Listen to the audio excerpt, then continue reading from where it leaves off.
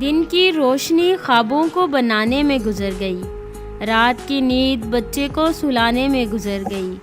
جس گھر میں میرے نام کی تختی بھی نہیں، ساری عمر اس گھر کو سجانے میں گزر گئی۔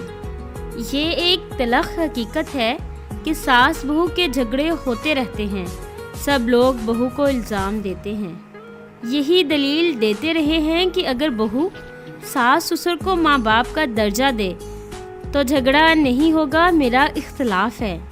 میں کہتا ہوں کہ اگر ساس سسر آئی ہوئی بہو کو بیٹی کا درجہ دے تو مجال ہے بہو ساس سسر سے لڑے، اور لڑے بھی تو پیشمانی ہوگی اور معافی بھی مانگے گی۔ مگر افسوس، اپنی بیٹیوں کو تو بیٹیاں مانتے ہیں مگر اوروں کی بیٹی کو بہو ہی مانتے ہیں۔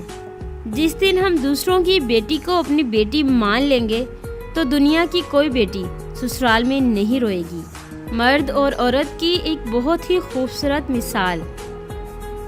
مرد کی مثال ایک دیوار کی مانند ہے اور عورت ایک بیل کی طرح ہوتی ہے۔ دیوار اس بیل کو سہارا فراہم کرتی ہے جبکہ بیل دیوار کو خوبصورت بناتی ہے، اپنے پھولوں سے پتیوں سے سجاتی ہے، اور یہ بیل اتنی ہی اوپر جاتی ہے جتنی اوپر دیوار ہوتی ہے۔